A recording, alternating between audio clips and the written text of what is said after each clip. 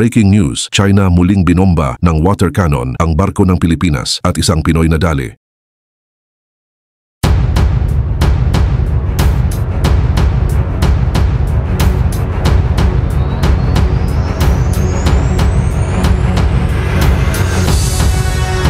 Muli na namang sumabog ang tensyon sa pagitan ng Pilipinas at China sa pinagtatalo ng Scarborough Shoal. Ito ay dahil nito lamang, Martes ay muli na namang binomba ng Chinese Coast Guard ang BRP Datu Gumbay Piang na pinatatakbo ng Bureau of Fisheries and Aquatic Resources kung saan isang Pinoy ang iniulat na nasugatan. Ano nga ba ang pinagmulan ng insidente na tinuring ng Pilipinas na sobrang agresyon ng galaw at higit sa lahat ay ano ang magiging tugon ng Pilipinas? Pero bago ko simulan ay hihingi lang sana ako ng isang like at subscribe. Malaking tulong na ito sa aming mga content creator. Salamat po. Sumiklab na naman ang tensyon sa Scarborough Shoal nito lamang Martes kung saan isang barko ng Philippine government, ang BRP Datu Gumbay Piang na may misyon na magdala ng supply at gasolina para sa mga mangingisdang Pilipino ay biglang inatake ng malakas na water cannon mula sa mga barko ng Chinese Coast Guard. Ang insidente na ito ay kasunod ng pag-apruba ng China noong nakaraang linggo sa plano nilang gawing National Nature Reserve ang shoal na mariing tinutulan ng Pilipinas.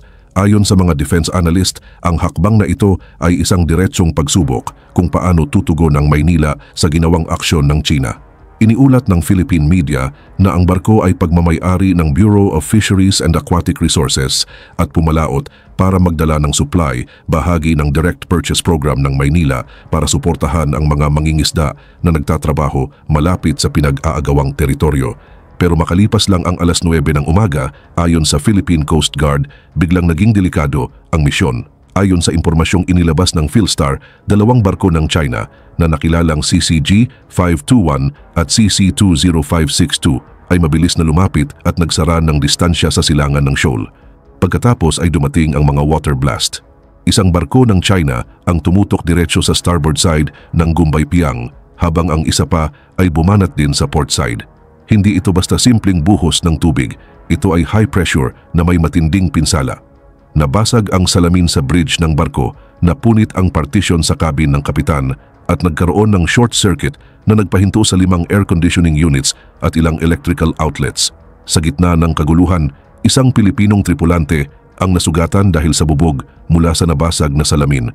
Tumagal ng halos 29 na minuto ang agresibong aksyon. Pero hindi pa doon natapos ang panganib.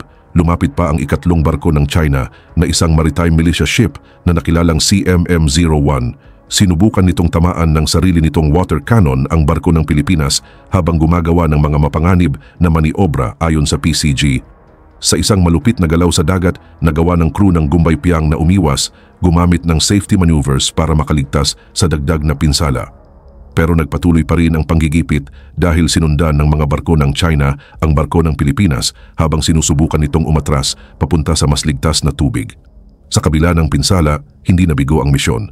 Muling nakasama ng Gumbay Piang ang 9 na iba pang barko ng Bureau of Fisheries and Aquatic Resources at ipinagpatuloy ang mahalagang supply run, nagdala ng krudo at pagkain para sa mahigit 35 na mangingisdang Pilipino na naghihintay malapit doon.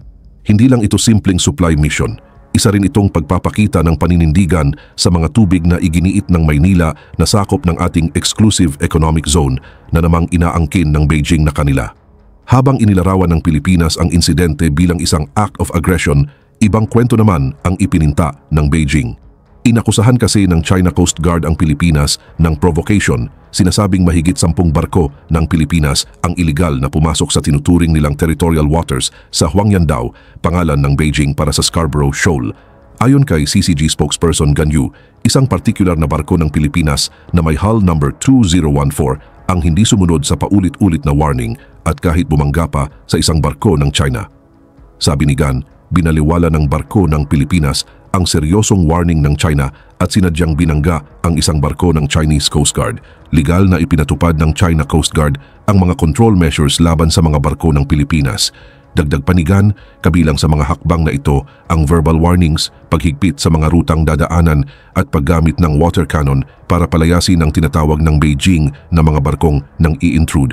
Para suportahan ang kanilang pahayag, naglabas ang China ng video footage. Dito makikita na ang unahan ng isang barko ng Pilipinas ay parang sumasalpok sa isang barko ng Chinese Coast Guard habang binobomba ng water cannon.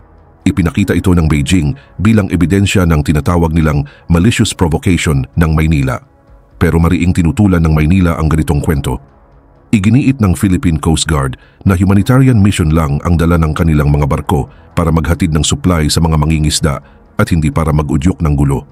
Sabi ng mga opisyal, ang ideya na sinadya ng isang barko ng Pilipinas na banggain ang mas malaking barko ng China ay katawa-tawa.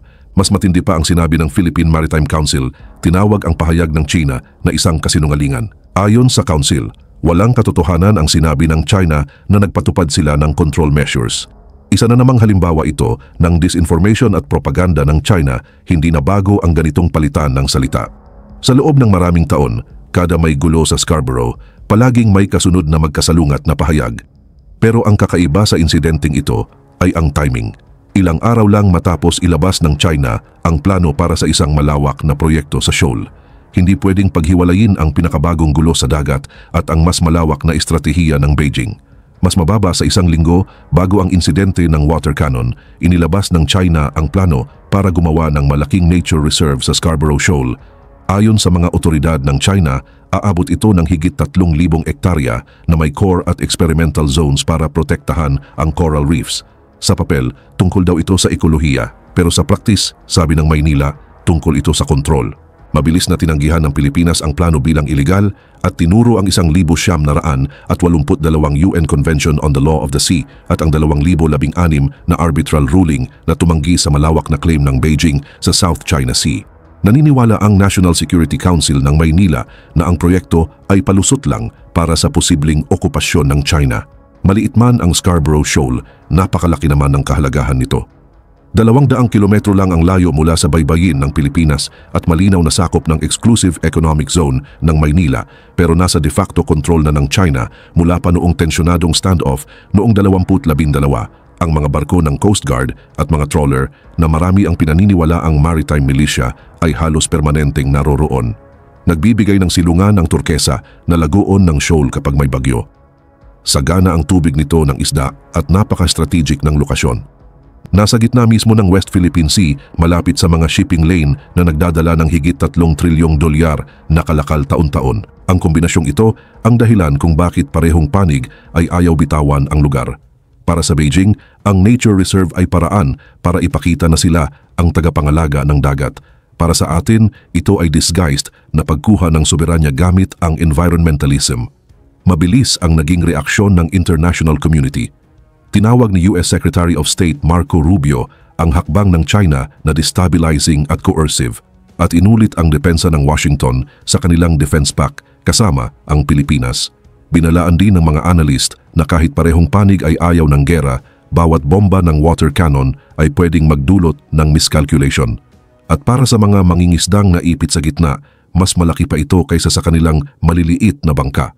Sa huli, malinaw na hindi lang ito simpleng gulo sa dagat. Bawat water cannon, bawat sagupaan ay may kasamang tanong tungkol sa soberanya at kinabukasan ng ating mga mangingisda. Habang nagpapatuloy ang banggaan ng Maynila at Beijing sa Scarborough Shoal, nakabitin pa rin ang tanong, hanggang saan aabot ang tensyong ito?